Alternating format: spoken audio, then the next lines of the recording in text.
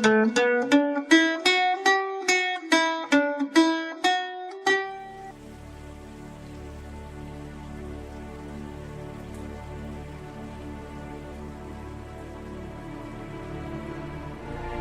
and welcome to Publish Me, a monthly podcast series from the AS21 Podcast Network. I'm your host, Keith F. Shovelin. Joining me as always is... Hello everyone, this is Paul Dickinson Russell, the author of The Will of the Magi. Hope everyone is enjoying this hot summer, although it's been a lot damper by me than most of you, I'm sure. Well, if this is your first time joining us, or if you just like a reminder, every month I visit with Paul and we get the rundown of how he's doing on writing his fantasy epic, The Will of the Magi. And along the way, we like to share details for you about different writing tips, things about how the book industry works, and just other general knowledge that we think should be of interest to you. In the case of this month's episode, which is Chapter 17, Storyline Resolution. So a little bit later, we'll be talking about how to bring a storylines to a successful close. Speaking of successful close, Paul, how we doing? Well, sadly, Keith, I was not able to successfully close this month. It has been a rougher month in the work world than I had anticipated. Although this upcoming month of August, I actually have a lot more off time than the month of July. So you will either have a done book by the end of August, or me without my head. Ooh. Well, I'm not... Want this book done? Okay. Just so you know, I am not planning to take Paul's head. I'm sure there will be someone else that may do it, unfortunately. I'm putting people on task. Other people will take my head. Okay. It happens. You get down times. I know, as we talked about in previous episodes, there was the talk between George R. R. Martin and Stephen King where Martin talked about how, some days you write and it just turns out crap, or some days you just get distracted and you just, need to step aside. So, and it happens. I mean, I've been dealing with my own form of writer's, not necessarily writer's block, but just not having the time to sit down and write for quite a while now. So, I definitely feel you, Paul. So it's understandable. Okay, so let's do, since this is, just our regular, just you and me episode, it's time for us to look at how we're doing online. Unfortunately, for some reason, our Facebook page, which is facebook.com/publishpodcast, we've dropped to 113 likes.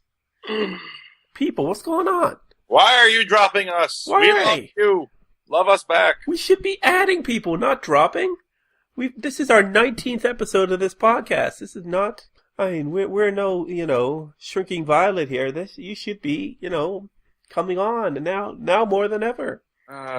What must we do, people? Let us know. Yeah. Tell us what we must do.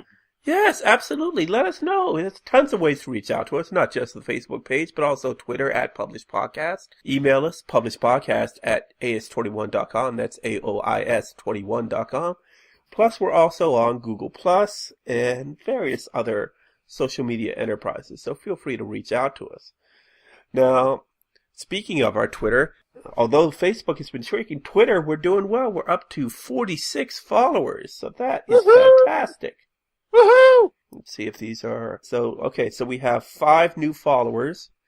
We have Connor Grady @Connor Grady, Ali Zamora @AliZam13, Joan Caputo @Joan Caputo2, Hannah Wyndham @Hannah Wyndham3, and The Positive Phil Show @AskPositivePhil.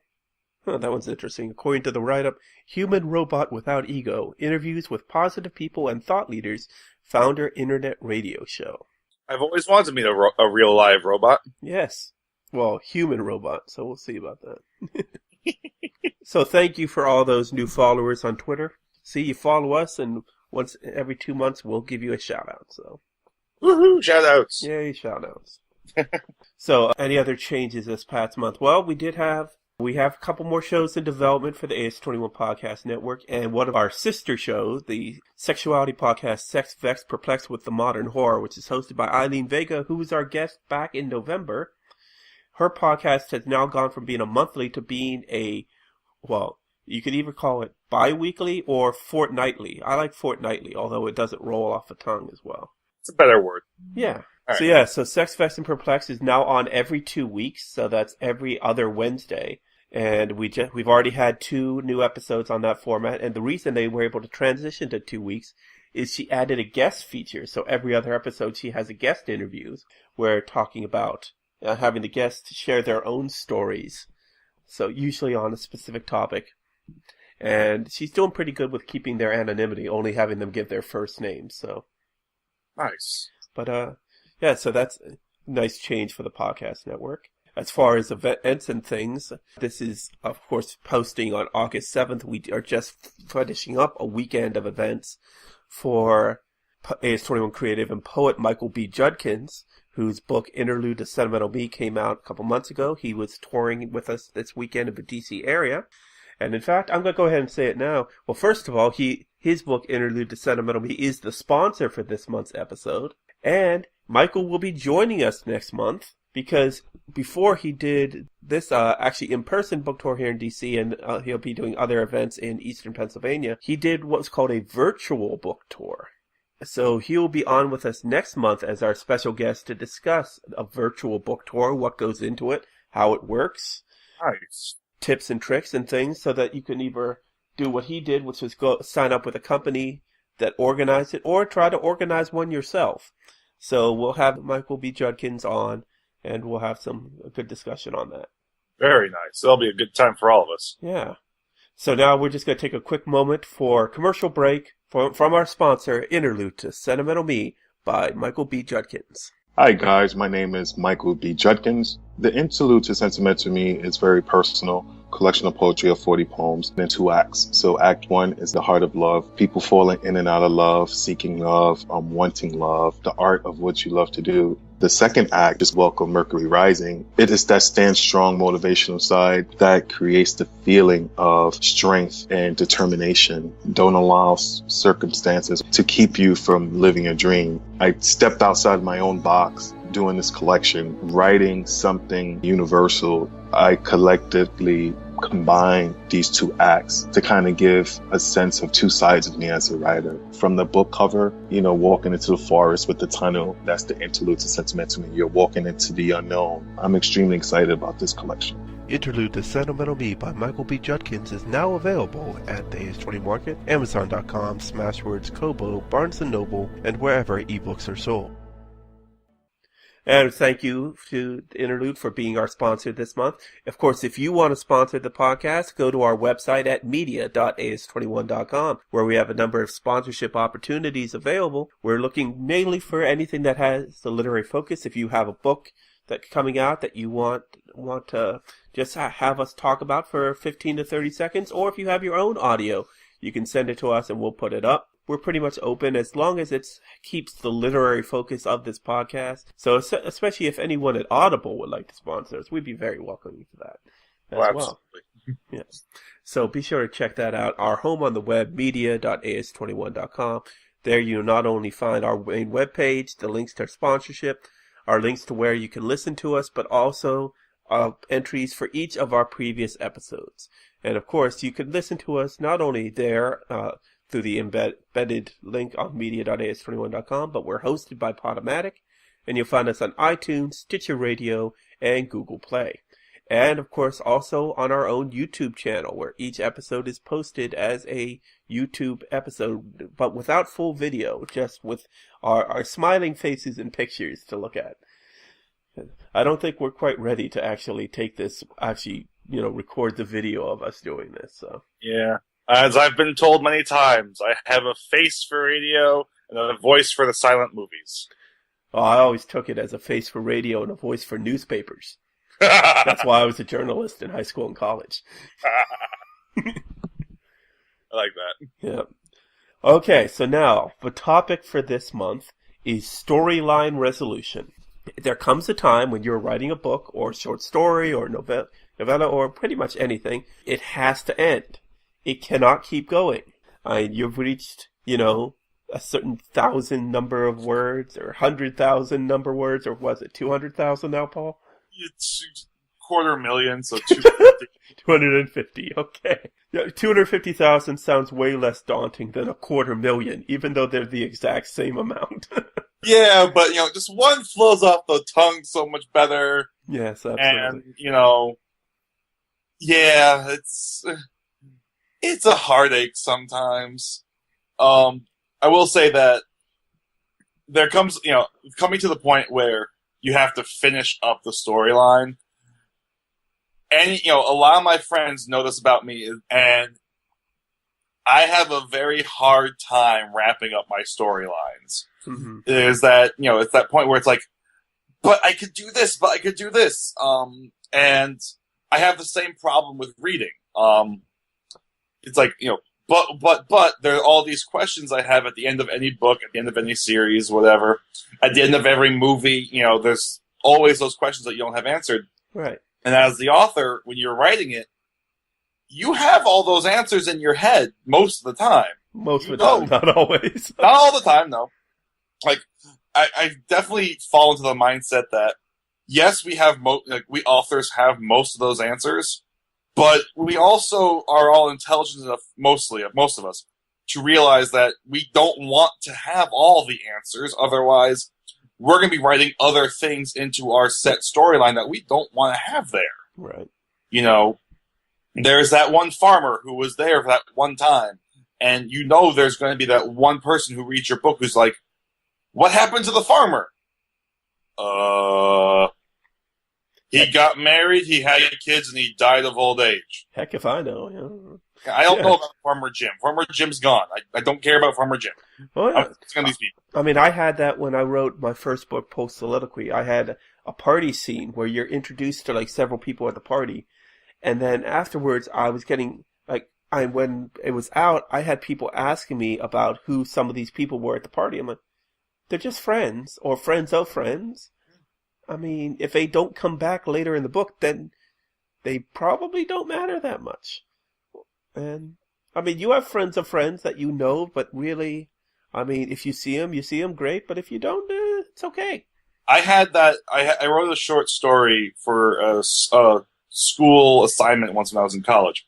And we had to write a party scene. It was that exact thing. And so we all wrote the scene, and the professor started asking us all that question. Who are these other people in this scene? Who are these people? What's their backstory? Why are they there? Where are they going? And I know it wasn't me, because I never talked back that much, because I was always doodling and writing other things when I should have been paying attention. I was a very bad student. But someone else did say that exact detail, which is why I like this.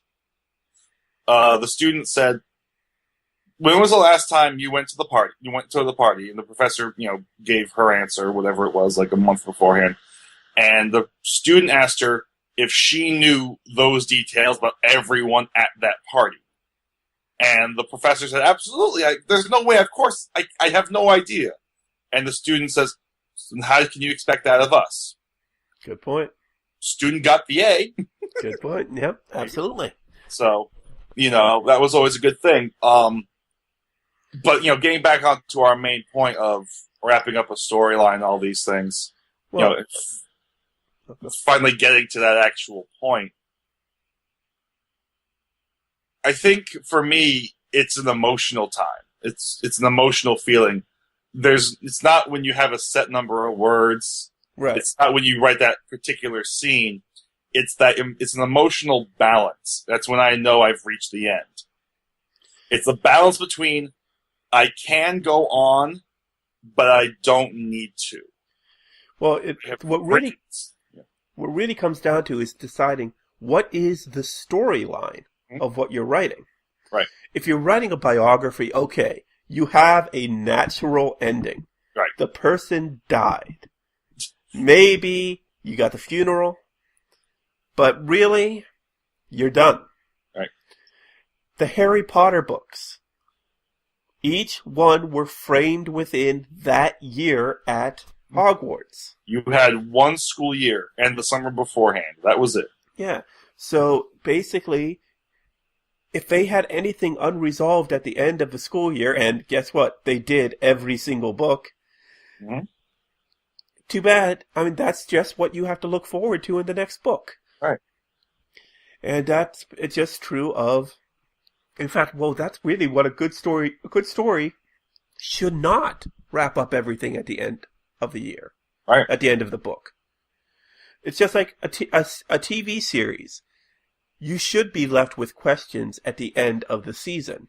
And I don't mean, they shouldn't be asking a big question in the final couple minutes of the last episode of a season for you to think about all through the summer. Walking Dead. Or also Dallas, The Simpsons. How many times has that been used? Who shot JR? Who shot Mr. Burns? Who did Negan kill? These are all... Did Riker destroy Picard? All these things. They're cliffhangers, and television can do it a lot better than books can. Right. I don't know. I mean, now that the Wheel of Time series has been wrapped up, my favorite book series to read these days, mm-hmm. There are so many questions that the reading masses have for that one. It's like, what is going to happen to the surviving main characters? Mm-hmm. Where are their paths ever going to merge? We have one character. Actually, we have 1, 2, 3. We have about 6 or 7 main characters going off to lead nation states. One of which is technically supposed to serve the other, but that's only an agreement between the rulers, and the people who follow one don't agree to that. Right. Have wars going to start, and so there's all these questions that all of us readers of it have been like, well, what's happening? And yeah, no. Yep. Well, then there's Well, I've been reading the Narnia series by C.S. Lewis. Oh, there you go. Each one ends when the Pevensies or whoever the human is from Earth is in the story, when they go home. Yep. And I'm only on the Silver Chair, so only 4 books into the series. Right. But it's a logical conclusion. But you don't get... and only in the first book, technically the first book in the series, Lion, Witch, and the Wardrobe, which is actually the second book chronologically. Right. That's the only one where you see anything after they get back. And that's, them knowing that they can't get back in through the wardrobe afterwards. Right. But in all the other books, especially like in Voyage of a Dawn Treader, they get back and they're back. Yep. Voyage of a Dawn Treader actually gives you there's actually, in the final chapters, they do a lot of good covering what's going to happen to some of these characters in the future. Yep. But that's mainly because when C.S. Lewis was writing Voyage of a Dawn Treader, he knew his next book, Silver Chair, was going to be set so much farther in Narnia's history that he might as well cover some of, let's not leave it until Silver Chair to tell us who Caspian got married to. I'm just going to go ahead and say it, especially since you just met her in Dawn Treader, so. Yeah. But still, it's all what storyline you're trying to conclude. Because when you're writing, you may come to the end when you're going to the end, it's like, where are you stopping? And what specifically are you stopping? If it's a crime thriller, did you catch the bad guy? Or not. You may not have caught it, it just may be years before you hear from that person again, so it wraps up at, the end of the trail, as it were. Right. So that's all things to consider. Like, my first book, Polk Soliloquy, technically, the storylines we're following is his love triangle between the 2 women that he has an attraction for, and his search for a better job. And the book ends, the final chapter is him going home from one of his early days at a new job, but also having spoken to both girls and, kind of resolve that. So basically, there were 3 storylines, each of the relationships with the 2 girls, and getting the new job that all had resolved. But they all resolved before the final chapter. Mm-hmm. But the final chapter actually ends, and I'm sorry if you were really, waiting to read my book, but I'm going to go ahead and spoil it right now. The very final thing in the final chapter of Polk's Soliloquy is him being on the bus riding home, and striking up a conversation with a girl named Sarah. Okay. Now, if you know presidential history, and I doubt many of you do, or at least to this level of presidential history, proving that I am forever a dork, Polk is named for 11th American President James K. Polk. James K. Polk's wife's name was Sarah, so I specifically chose that. So pretty much him meeting this woman is the close to his previous infatuations with Gwendy and Corinne, because he's finally moved on, and that this woman will now be, though they just met on the bus, you just see their first meeting on the bus. It'll lead to more. Now, of course, and one thing I did throughout the book is whenever I meet somebody, I describe them. Describe their hair, describe their look. I did not describe Sarah. And that was on purpose. Because that was the key moment when those storylines all came to a close, and now a new story was going to start, but I wasn't prepared to go into that story, so I had reached a conclusion. So essentially, the start of the next story is the closing of the story before, which happens a lot. I mean, you see that a lot in movies and TV shows and all that. Those are the natural ebbs and flow of the storyline. One thing that I recently got to enjoy is I got to I read up. I am a very different kind of nerd and dork. I play Dungeons and Dragons, of course, and so I follow up on other people's campaigns, other people's games, and they had a story ending moment in what I was reading up on that I think is a really good example of a story ending when no one expects it to end. Mm-hmm. They had this character who basically played chess with them via their encounters and would always wrap up by humiliating them and saying check. So one of the characters got really, really involved in beating that character who always beat them. Okay. And in the fashion of the storyline for playing Dungeons and Dragons, for those of you who do that, he managed to finally end it and beat the character by killing him and himself in a murder-suicide pact. Oh. Which for those of you who play Dungeons and Dragons, your characters can die, and sometimes there are ways to get them back. Most of the time there is not. And the way he did it, he ensured that the villain who was plaguing them died permanently along with his character. Wow. Which I find that when you are wrapping up a storyline, there's a balance there. Because I've read a lot of stories where you predicted the ending. Like, Harry Potter. Yeah. If you did not foresee the fact that Harry was going to die early on, right, have that magic duel, and saw him using Expelliarmus to win again after, to completely redo the fourth book, right, you should have seen that one coming. Whereas, but that was an excellently done one. In other ones, completely unforeseen ending, well done. But other ones, foreseen ending, terribly done. Unforeseen ending, terribly done. It's just a balance of your storyline and all your wrap up. But I, try to get that balance of what you can foresee, what you can't foresee, and how well your readers react to it. Mm-hmm. I always like to think about and delve into. Right. I mean, but then again, it's with the different things that you write versus what I write. There's with soliloquy, the way you write it, being more historically. No, not hysterically, historically. Depends on what you think of me. Yeah. Right. More historically relevant and. Following you have the actual facts to research. Right. So you have a certain number of things that you have to follow through with. Whereas with high epic fantasy, the movie's the limit. Well, yeah, I choose to, in that case, that was a contemporary fiction book, but I used historical touch points to help shape it. I didn't have to make, I'm not, my main character, obviously, is just named after the former president, didn't have to find a woman who had the same name as the former first lady, but it fits better in my mind. Right. It fits better in your mind.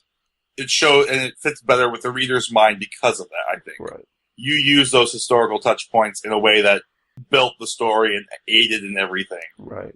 Whereas there have been a couple I read. I can't remember which one it was. I read it a while ago. They were using some historical research, and I was just like, why are you mentioning these historical references? It's not helping me at all. It's throwing me off. But anyway. Well, so you've heard our advice. Now let's talk. Now I've got a few different online guides. So we have here from the Huffington Post, 5 unforgettable ways to end your book, and 1 you should never use. So let's see how this does. Number 1, the trusty plot twists are great alternatives to inserting last-minute characters who fix anything. Like a Deus Ex Machina, a plot twist offers the unexpected, but the key difference is that it makes sense within the story's world. A good twist feels surprising, but somehow appropriate for the story and protagonist. The oh no that leads to the aha. Life is crashing down on your protagonist. The weight of the story's conflict is becoming too much to handle, and he or she simply isn't up to the task. Everything is surely doomed. Congratulations, your character is in the story's darkest moment where someone or something must serve as inspiration for rising up against all odds and saving the day. In these desperate times, your character searches within, has a eureka epiphany, and ends your story with triumph and satisfied readers. Number 3, going back to square one. This path takes your protagonist to the same dark moment already mentioned, but when given a clear opportunity to turn his or her life around, the character doesn't. Instead, he or she reverts back to old ways or the status quo. This type of ending works best if you're writing a character-driven novel. I've seen ones like that. I'm trying to think what comes to mind. It's tough because you want character growth, you want development, and that one pretty much shuns it there. Yeah. Number 4, is this really the end? Open-ended endings are tough to pull off and require quite a bit of character and plot understanding, but leaving your readers with thoughtful questions can get them talking and thinking about possible answers. And then, that's dangerous. Yeah. That one's very dangerous for an author because I definitely have seen a few series that should have ended when the author planned on it ending. Mm-hmm. They leave it off on that point, open-ending ending, fantastically done. So many questions, you're happy with it. But these days, because there's such instant access to authors, right, and because your audiences can't be so vocal, you just gotta write that next book. And unfortunately, this past week we saw that regrettably with the release of Harry Potter and the Cursed Child. Oh, I'm not touching it. You're not the only one. I'm hearing a lot of people that are staying away, and others that have and wish they hadn't. Yeah. Because the key thing you got to know is this is not J.K.'s book. Right. She may have helped write it, but it is not her book. It is not her style. And what a lot of people are saying that have read it, they don't get her. And they don't get how to write these characters. But the thing is, remember, that storyline concluded. You had a storyline that took 7 books to cover. And although I mentioned that the individual storyline of each year, but you had the major one with He Who Shall Not Be Named, which could mean one of a couple possible people for us now, unfortunately. Unfortunately. Yeah. But once that was resolved, the series was over. There was no need to carry it on anymore. And we got, anyone who complains about it not wrapping up, you have the epilogue. Yes. She did not need to write the epilogue. She could have ended it with him getting his sandwich from Kretcher and it being done. Yeah. She did not need to write 17 years later, he's successfully married. Fantastic. He has kids. Oh, that's amazing. He did, in fact, marry Ginny. Yay. Spoiler alert, spoiler alert, spoiler alert. Of course. Anyway. Well, and the key thing also about that is people were guessing where Harry was going to get, and they could have been fine with their guessing, but she decided, no, I'm not doing that. He's not going to be the dark arts teacher at Hogwarts. Nope. They're not, this isn't going to work out exactly as you want. And even in her Pottermore site, she's even expanded on it. For those that haven't looked, apparently, I'm not sure of this exactly, but I remember hearing this. Is it that Ron and Hermione end up getting divorced? I don't recall that detail, but I do know that, like, she released, like, a whole bunch of random details about people's lives. Harry and Ron went to become Aurors, Yeah. if I remember correctly. Arthur went on to help out their surviving twin at the joke shop and did fantastically well there. Umbridge went to prison Right. for crimes against wizards and muggles and being a horrible woman. Yeah. What was it? Neville became the herbology professor, Right. but we knew that from the book.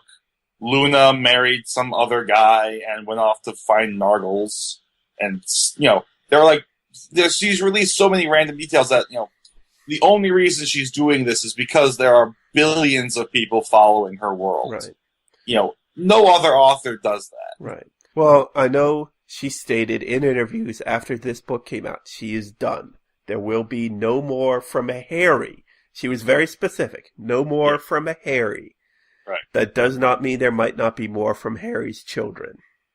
Or Ron, or Hermione, or Ginny. Yeah, because, I mean, even, like I've been saying with Narnia, the Pevensies were done. I mean, first Peter and Susan were done after Prince Caspian. Yep. And then Edmund and Lucy were done after Dawn Treader. Yep. And they passed it off to Eustace. Yep. But then, of course, they did go back in a later book, but that one was actually set back in the earlier timeline. But yeah, their stories were finished. So Yep. who knows? There might be more still from J.K. Rowling, just no more about Harry. Now, I'm getting off track here. Back to the final good way to end your book. Number 5, close the book. After the final climactic moment, don't hang around explaining this is what happens after. Readers tend to lose interest once the stories reach a satisfying conclusion.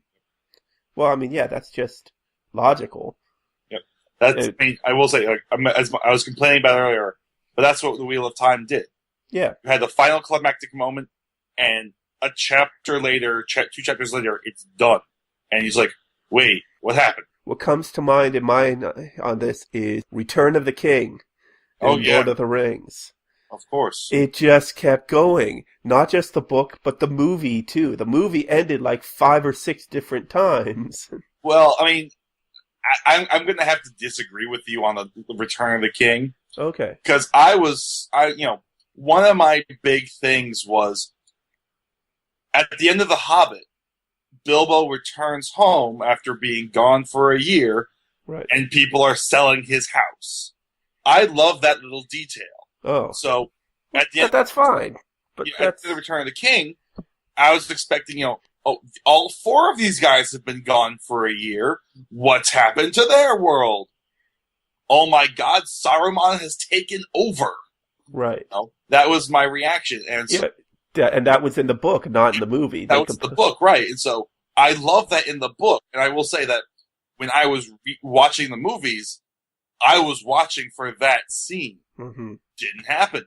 I will say that's the one thing that made me dislike those movies, is that they did not have Saruman and Wormtail take over the Shire, and then, Samwise using the soil that, the Queen gave him. Yeah. Well, it all comes down to the fact that having hindsight 2020, right, or 20 million, right, we now know that Return of the King should have been split into 2 movies. Right. And just because, they didn't do a good job with Faramir's character, they cut out all that stuff back at the Shire. Right. Yeah. Okay. Anyway. Now, the way that this HuffPost article recommends not to end the book is, now they say a trusty plot twist is a good way, but they're saying do not use Deus Ex Machina. Okay. They do not wipe out all conflict by inserting some benevolent force in your story at the last second to right every wrong. While this may have worked for ancient playwrights and storytellers, nowadays most readers will consider it, at best, lazy, and at worst, cheating. Okay, so moving on, I have a couple more. I'm not going to bore you guys by going through a bunch of them. We're already at, we're getting pretty long already. 6 ways from writersedit.com, 6 clever ways to achieve the perfect ending. There's a resolved ending or an unresolved ending, an implied ending. Well, an implied ending, I think of, I know I keep on going to movies on this, Inception. Yeah. he gets his kids back, but then the top is spinning. We don't know if it's actually the ending. And it's the end of the movie, but we don't know if he's still dreaming. Right. Twist in the tail, that's the twist they're suggesting. Tie back, where you come back, you bring it back to where it begins. They give you as the example The Star by Arthur C. Clarke. The beginning shows a main character in pain, and the ending ties back to the cause of his pain. And then number 6, Crystal Ball, where you jump beyond the ending. That's like J.K. did with the epilogue. With the epilogue, yes. Now, I have one from the NewYorkBookEditors.com, The Art of the Last Line, How to Find Your Story's Ending, specifically getting the last line right. Now, I consider by far my favorite last line in a book I've ever read is The Great Gatsby by F. Scott Fitzgerald. Mm. And that's when he's looking out and he sees the light across the bay of the house of his cousin. And then the final line, and the boat beats on ceaselessly into the past, acknowledging that the story is over and everything that came before it is done. I will say that the couple books that I like that have my favorite last lines would be the last book in the Black Jewels trilogy by Anne Bishop, mm-hmm. Queen in the Darkness, Queen of the Darkness. I can't remember the last line off the top of my head, but it's basically reiterating point that she has made in all 3 of books of that trilogy. Basically, how the main female character says the main male character's name. Okay. And, she said his name. It sounded like a promise. It sounded like a warm caress, that type of thing. And that's how she wrapped up the whole trilogy, which I thought was very well done. And then for another one, the book God's Demon by Wayne Barlow, I believe, is the author. He wraps it up with one of the main characters seeing something that was the turning point in the other main character's journey, let's say. Like, that is the point that started the change. Mm-hmm. And he sees that this thing has to get done. Okay. And he says this is where it will begin. That's basically how the book ends.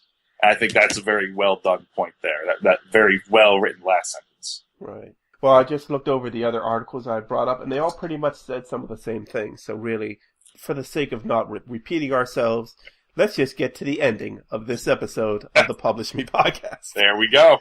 So thank you all for joining us for this chapter 17 of the Publish Me podcast, Storyline Resolution. As I've said, next month we'll be back with a guest episode featuring AS21 creative and inspirational poet Michael B. Judkins, where we'll be talking about his experiences doing a virtual book tour. Woohoo! And perhaps Paul will have an new ending to be telling us about. Yes, I'm aiming for it. Yes. All right.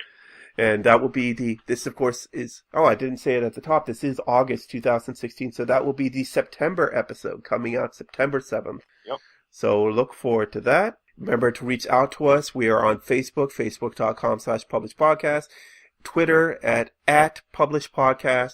You'll also find us on Google Play and our home on the web, media.as21.com. You can catch up with this podcast on our website on Podomatic, iTunes, Stitcher Radio, Google Play, and our YouTube channel, youtube.com/publishpodcast, where each episode is posted usually a day or so after it gets posted online regularly. It takes me a little bit longer to do the video setup than just doing the audio work. And always, any questions you have, you can shoot us an email at publishpodcast. If you want to shoot a question directly to me on Twitter, I'm at KFShovlin. Paul isn't on Twitter, so just go ahead and send your hate mail to publishpodcast@as21.com, and I will pass it along. So, send me hate mail. I'll take it. See you next month for Chapter 18, Virtual Book Tours. I am your host, Keith F. Shovlin, Publisher-in-Chief, Creative of AS21 Publishing. Thank you for listening. As always, this is Paul Dickinson Russell. Have a great month. And remember, where there are thoughts and ideas, there are stories. We'll see you next month. Copyright 2016, AS21 Publishing, LLC, all rights reserved. AS21 Publishing. What do you want your book to be?